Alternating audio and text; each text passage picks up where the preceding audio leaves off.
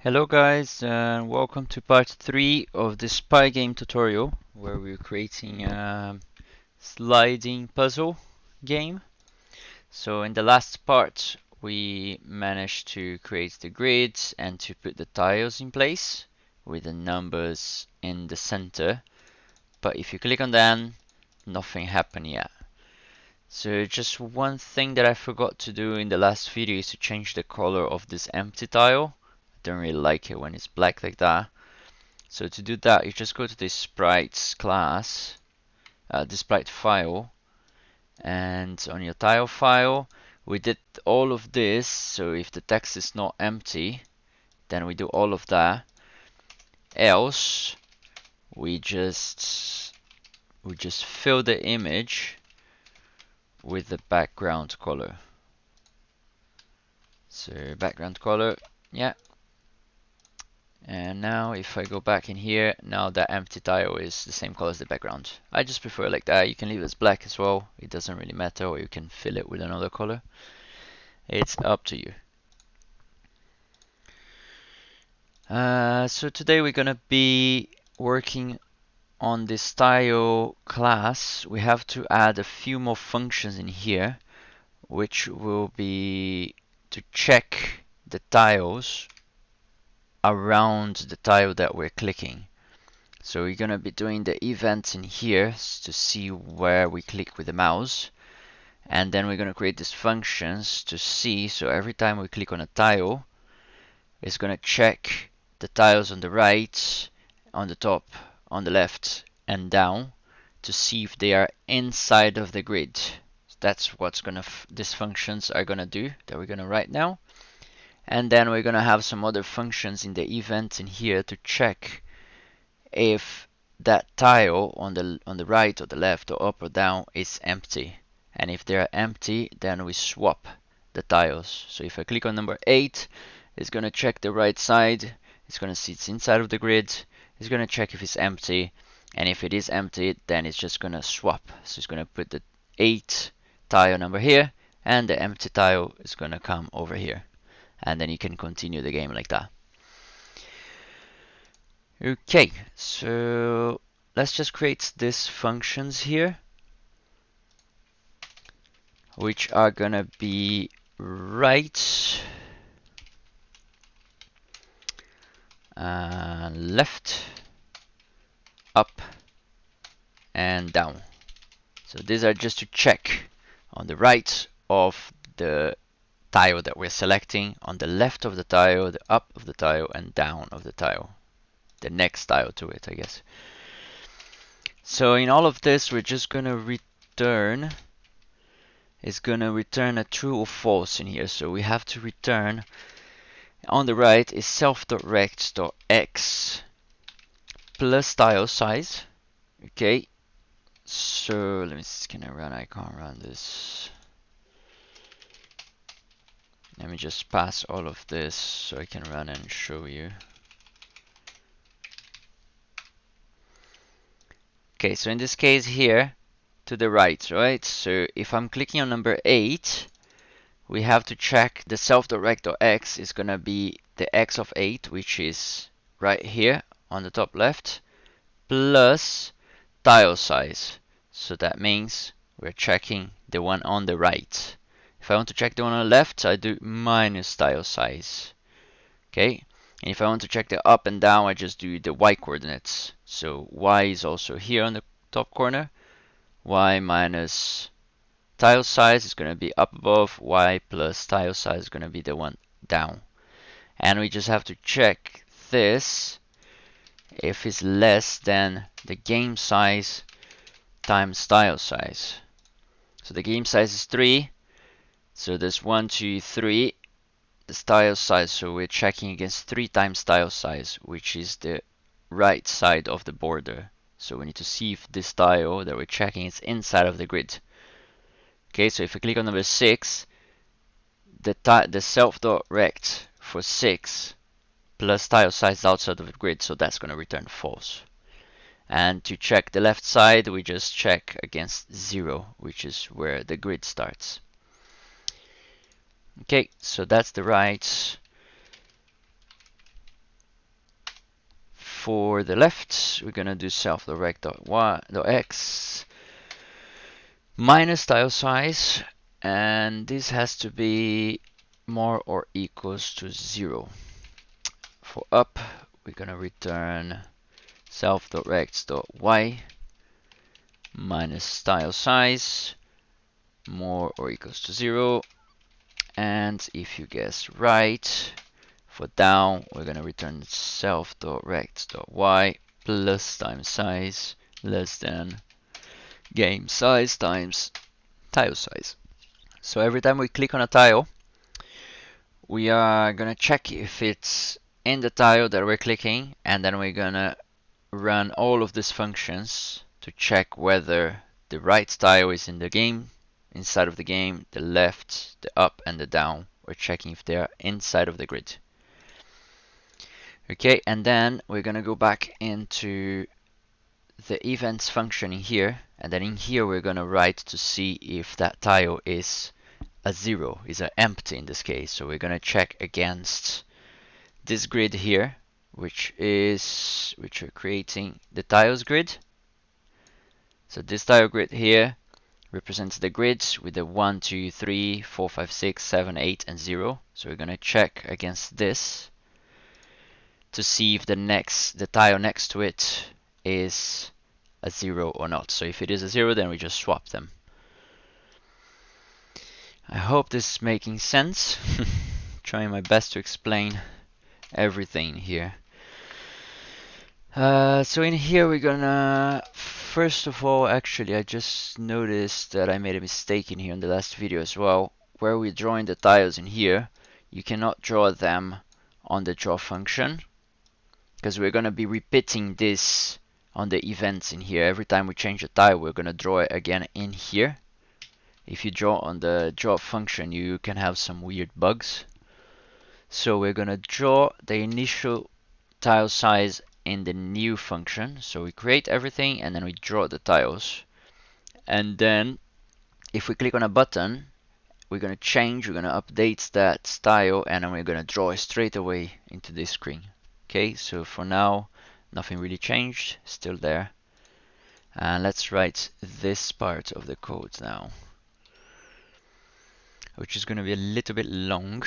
So first we're going to check if the event.type is equals to Pygame.mouse button down. So that means we're clicking on the mouse.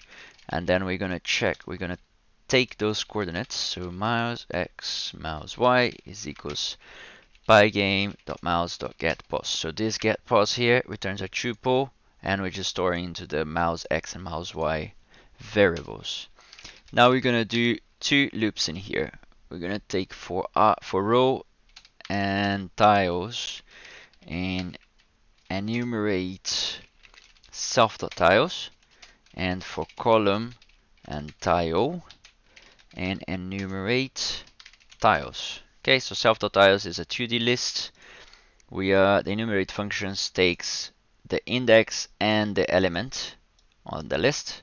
So we're taking the index of the list that is inside of this list and the actual list, and we're calling the index and the tiles and that tiles list. So basically we're just looping through every single tile object that we're creating and appending to this list. Okay, and then we're going to check if tile.click mouse x, mouse y. So if I click on the mouse, it's going to loop through all the tiles, and it's going to check every tile against the mouse x and y coordinates, and it's going to return me the tile that I'm clicking on. So just to show you, let's see if this works. If we click on a tile, we're just going to print the text to the console. Whoops. So if I click on a tile, yeah, do you see here on the console, we're printing the numbers of the tiles. So 5 prints 5, 8, 1, 2. So it's recognizing all the tiles. No matter where I click on the tile, it always prints 5. Okay, and empty prints empty, because that's what the name we gave to it. Okay, So I'm gonna take this out of here. And so whenever we click on a tile, as I said, we have to check for the tile right, and we have to check for the left, up and down as well. So if there is a tile, so this function here is checking if there is a tile on the right of the tile that we just clicked. So if that's true, and self.tiles self.tiles grid. So now we have to check. That's why I'm keeping track of this index, because I want to check against this, which is the grid with the list of the numbers. So I need to check that to see if it's a 0. And then we do tiles underscore grids row, and to check on the right side we do column plus 1 equals 0. So we're checking the right side if there is a tile in the grid. If there is, we also check if in the tiles grid, this row and the column plus 1, which is the one on the right, if that one is a 0. If it is, we have to swap them. So there's two variables here to swap them. So self.tilesGrid row and column is the one that we're clicking. So it's the row and column. That's why I'm keeping track of the indexes. Row and column. And self.tilesGrid row column plus 1. Okay, so we need to swap those two variables. In Python, if you didn't really know, you can swap variables by doing this. Okay, so if you have x and y, you just do x comma y equals y comma x. Now the x has the value of y and the y has the value of x. It's just a bit easier way to do this, and you don't have to do that. You don't have to create like a temp variable for it. So that's what we're gonna do in here. So we call this one is the one that we're clicking on it, and this is the one on the right. Okay, so we call that, and then we pass the one on the right and comma the one that we're clicking on it. So now we're saying that the one that we're clicking on it has the value of the one on the right, and the one on the right has the value of the one that we click on it. Just to test this now, we're gonna go back up to inline of this if statement here. I think it's that one. Let's just draw the tiles again in here. Let me run this. There we go. So if I click on it, you see the tile moves to the right, because it checks to see if there's a tile on the right, and if it's 0, and we move it. If I click in the other ones, nothing's going to happen because we haven't coded the rest, but to the right is working. Okay, so let's do the other ones. I'm just going to copy and paste this for the left side. So this is going to be tile.left, and if you could guess right, this is when it's going to be minus, because we're going to check the one on the left. So we change this for minus and this for minus, and now I can go back. So I can click on the 8, it goes back and forth. Okay, and if I click on 7 or any other one, it's not moving yet. So you see I'm clicking on the 7, there is a tile on the side, but it's not empty, so it's not moving. Okay, let's do for up and down. So for up, change this for up. So we check on the top.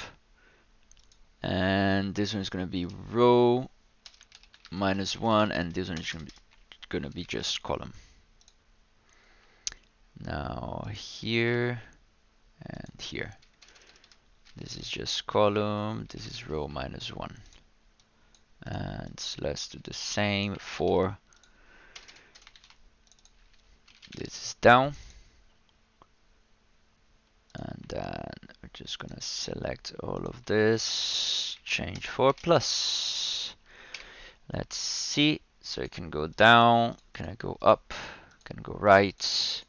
And if I click on any of the ones that doesn't have empty tile on the side, it's not gonna move. You see, it only moves the ones that has empty tile adjacent to it. Okay, so actually you can already play this. It's already working. You can shuffle by yourself and then you can just try to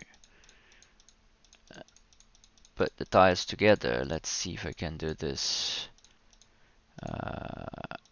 like that, and then like that. There we go. So I got them back to where we started. Okay, so that's it for this part. So I'll see you guys on the next part.